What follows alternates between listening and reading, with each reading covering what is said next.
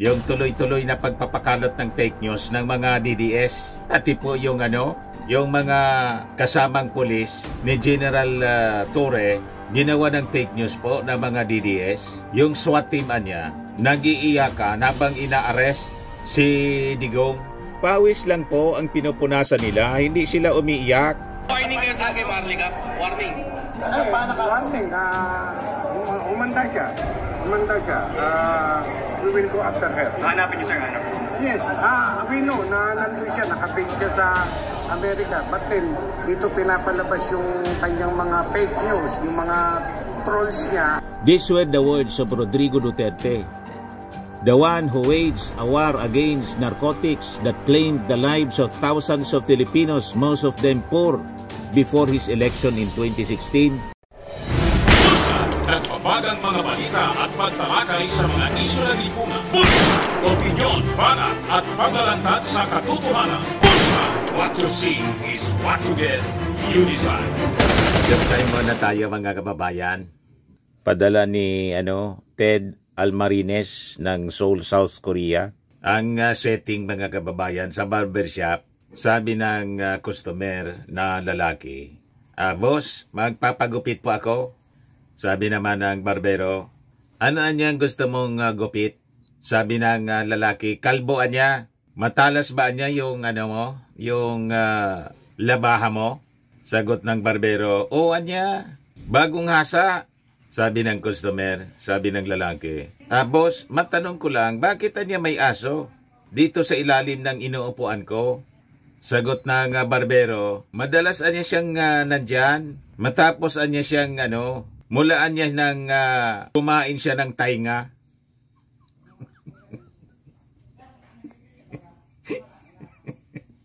Pumirmi na yung aso sa baba, matalas nga yung labaha.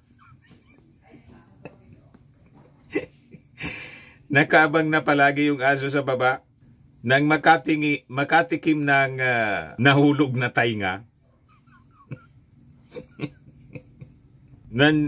Nandun na pumipirmi sa ilalim ng upuan ng customer. Biglang tumakbo palabas yung customer mo. Anyway, matik na po, 200 pesos. Pakipadala na lang po ng inyong ng inyong GCash number. Ay mali pala yung yung nabasa kong name ng nagpadala. Yung kanina pala yon si Richard Baclayen. Yung si Ted, yung nauna pala yun na nagpadala ng joke. Ito na, kasama ka na rin sa monthly raffle draw. 5,000 yung price. Sa grand, sa December, yung grand prize natin, 10,000. Ayos pa. Dito na tayo mga kababayan sa ating mga topic. Yung tuloy-tuloy na pagpapakalat ng fake news ng mga DDS. Pati po yung yung mga kasamang pulis ni General Torre, ginawa ng fake news po ng mga DDS. Yung SWAT team niya, nag-iiyakan habang ina-arrest si Digong. Pinapalabas yung sympathy ng ating mga ordinary policemen nandun sa dating Pangulo. Nag-iiyakan na niya. Nagpa-viral sa sila ng mga video. Ayan po, nagpapay daw ng luha. Sabi ni General Fajardo, spokesperson po ng PNP, nagpahid lang niya ng pawis. Ganon katindi, mga kababayan, ang pagpapakalat ng fake news ng mga DDS para kunin ang sympathy ng ating mga mamamayang Filipino. Talagang pagdesperado ang isang tao sa fake news po, kumakapit. Yan sabi po niya. Sabi ni General Fajardo, pawis lang po ang pinupunasan nila, hindi sila umiiyak. Fake news. Pakinggan natin itong report ng TV5. Yan sabi dyan, nilinaw ng National Bureau of Investigation na hindi totoo ang kumakalat na video ng mga umiiyak umanong pulis nang aristuhin si dating Pangulong Rodrigo Duterte. Ayan Bureau of Investigation na posibleng ika-vlogger ang pagpapakalat ng fake news. Ang PNP naman pumalag sa malisyosong interpretasyon sa video ng isang pulis na kasama sa pag-aresto kay dating Pangulong Rodrigo Duterte. Nasa frontline ng balitang yan si Brian Basa. You see? Kalat ngayon sa media ang videong ito. Tila naiiyak at nagpupunas ng luha ang pulis na yan. Ilang siya sa mga nakabarikada kay dating Pangulong Rodrigo Duterte sa Villamor Air Base sa Pasay matapos siyang arestuhin itong Martes. Sa mismong video, may text pang nakalagay ang mga pulis na umaresto kay Digong. Maraming netizens ang naniwala riyan ng Philippine National Police, pawis at hindi luha ang pinupunasan ng pulis sa video. Hindi po totoo yun. Kung kayo po ay nakapasok po area, ay maliit lang po yun. At sa storage nila, sa dami ng mga pulis natin na nandoon, napakainit po nung suot po ng mga staff natin. Naka-camouflage po yun, nakasombrero. Kahit kami rin po ay basang-basa po ng pawis. Giit pa ng PNP, hindi. Tapos pinalalabas dahil daw sa pagkakaaresto kay Digong noong isang araw, bumaba yung moral ng PNP. Wala niyang ganon, sabi po ni General Fardo. Hindi rin bumaba ang moral ng mga pulis kakaaresto kay dating Pangulong Duterte. Wala rin daw pulis na umalis sa serbisyo dahil sa insidente. Fake news na po ba? tayo sa personal po natin. Wala pa nang nare-receive na anumang official communication advising the PNP na mag-resign po sila. Bukod sa video ng mga pulis, kalat din online ang mga post na hinarang daw ng mga otoridad si First Lady Liza Araneta Marcos sa kanyang pagbisita sa United States. Paglilinaw ng Malacanang, hindi yan totoo at hindi hinuli ang First Lady habang siya ay nasa Los Angeles. So dahil po sa mga fake news na yan, nag-warning po yung ating National Bureau of Investigation. Hahabulin nila itong mga nagpapakalat mga kababayan ng fake news. Kasama mga kababayan sa sabi, may case build up na ngayon. Yung vlogger na nakabase po sa Amerika, si Marlica. Ito po, sabi ni NBA Director Jimmy Santiago. May warning kayo sa akin, Marlica. Warning. Warning. Umanda siya. We will go after her. Hanapin niyo, sir. Yes, we know na nandun siya, nakabase siya sa Amerika. But then, dito pinapalabas yung kanyang mga fake news, yung mga trolls niya. So, she will be liable here sa Philippines ng inciting to sedition, cyber libel. Bahala siya sa buhay niya. Tumigil siya, hindi siya nakakasiguro. Akala niya ligtas siya dahil nandun siya sa Amerika. Galit na, hindi lang ang NBI, ang taong bayan, galit na sa kanya. Director, bukod kayo ng Arlica, may babala kayo sa ibang vloggers na nagpapangalan. Yes, yung mga vloggers natin ay naku, wag niyong gawing katuwaan. Meron naman katuwaan lang eh. No? Wag niyong gawing katuwaan yung ating social media. Na gumaganda na tayo, digital na tayo, bababuyin mo ang ating social media, ay hindi tama. Kaya yun, sinasabi ko lagi, meron tayong freedom of speech and of expression, but that is not absolute. Malinaw po, mga trolls po, na mga DDS ang sige po ang pakalat ng mga fake news, pati yung mga rallies, mga video ng rally sa Serbia pala yun, tapos linagayan nila na nasa Netherlands daw po, pati mga foreigners po, nagrarally na, demanding the release daw ni Digong. Ganon sila katindi. Dito naman po, nagpalabas sila. Ni-recycle yung kung saang-saang rally yun. Tapos nilagyan na alian niya ito sa Kidapawan, sa Zamboanga, kung saan-saan na lugar sa Mindanao. Para palabasin nila, mga kababayan, na nag-start na yung EDSA People Power.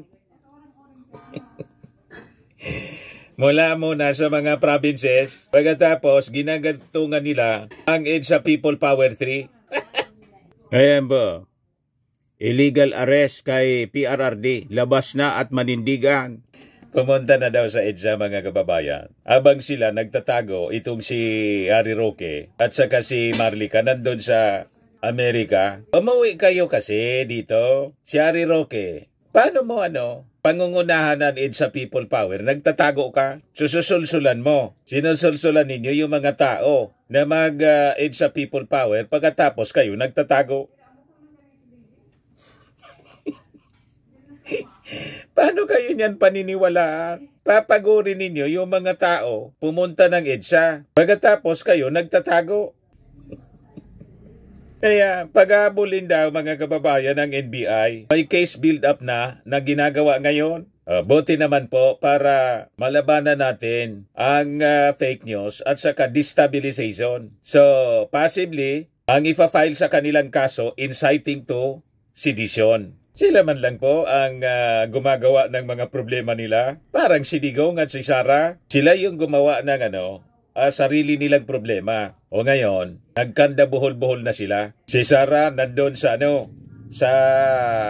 The Hague para kausapin yung mga abogado para sa kanyang tatay. So, maubos na lang po ang panahon ni Sara. Nagsisweldo siya as Vice President. Naubos na lang po. Wala na siyang magawang trabaho. Sabagay, kahit nung siya Defense Secretary, wala man.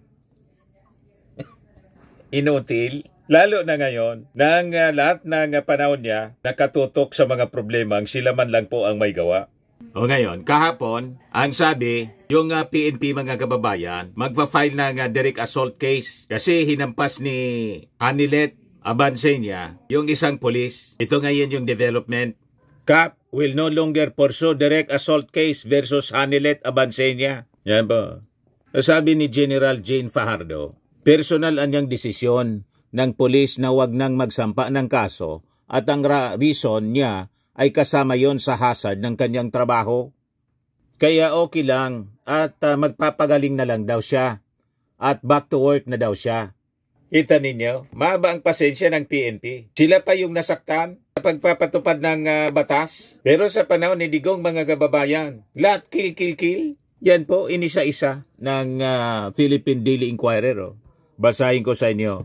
These were the words of Rodrigo Duterte, the one who waged a war against narcotics that claimed the lives of thousands of Filipinos, most of them poor, before his election in 2016 and when he was already president. Ayan, March 2016, sabi niya, when I become president, I'll order the police and the military to find these people and kill them. July 16, sabi niya, do your duty, and if in the process you kill 1,000 persons because you were doing your duty, I will protect you. And if they try to impeach me, I will hurry the process and will go out of the service altogether. July 2016, sabi niya, do not bullshit me. Do your duty. I will die for you. During the assumption of De La Rosa as PNP chief. August 2016, my order is to shoot to kill the 27 narco politicians. I don't mind about human rights groups. Believe me. Yan ang statement niya after naming so-called narco politicians. September 2016, I will protect you. I will not allow one policeman or one military person to go to jail. Sinabi niya yan sa Isabela Province. Pagkatapos, ilang polis na po ang nakulong. Tapos si Digong, ngayon lang po siya na-arrest. At nandun siya, sinurrender ng Interpol, ng PNP sa Interpol. At nandun siya sa The Hague. Pero, yung mga polis niya na napatunayan na nagkasala, nakapang-abuso, nakakulong. Matagal nang nakakulong. You see? Sabi niya, I will protect you. September 2016, tell them you are taking orders from Mayor Duterte. Jail him. I am willing to go to jail. Sabi niya sa mga pulis sa Isabela. So ano ngayon yung kinakasama ng loob ng mga followers ni Digong? Na sabi niya, willing siya to go to jail. So ito na siya ngayon. And in fact, namon pa niya mga kababayan yung ICC. Ang tagalan niya ninyo. Nauna. Baka niya patay na ako. Hindi pa ako makaharap sa inyo. So anong rason para mag-alsa kayo? Ginusto ito ni Digong. So hayaan natin siya. Kayang-kaya niya ito. Yan yung sabi niya. Willing siya na mabulok sa kulungan. Ayun na nga po, sabi niya. I'll face this. That was the statement ni Digong sa kanyang latest video the other day. I'll be accountable niya. So walang rason po na mag-alsa kayo. Kasi yung leader mismo ninyo ang nagsabi, pananagutan niya, paharapin niya ang kaso sa ICC. September 2016, I would be happy to slaughter 3 million addicts. December 2016, I will have to defend them. I will listen to the story and I will take it as the true version because they are under me. I should believe them. July 2017, I will never allow a military man, a government man, a policeman to go to jail for doing his duty. Yan po yung mga sinabi niya. Oh. Ang dami pa niyang sinabi. Oh. Ayan o, April 20, 2020. My order to the police and military also village officials that if there is a trouble or the situation arises that people fight and your lives are on the line, shoot them dead. Naka-archive po yung lahat ng mga statement niya. Documented po. O ngayon, ni-replay ko sa inyo yung latest statement niya the other day. Uploaded mismo sa kanyang page, Rody Duterte, sa kanyang Facebook account. Pakinggan ninyo pong mabuti. To my countrymen, sa aeroplano yan, before na maglanding sa The Hague. The current situation. I am about to land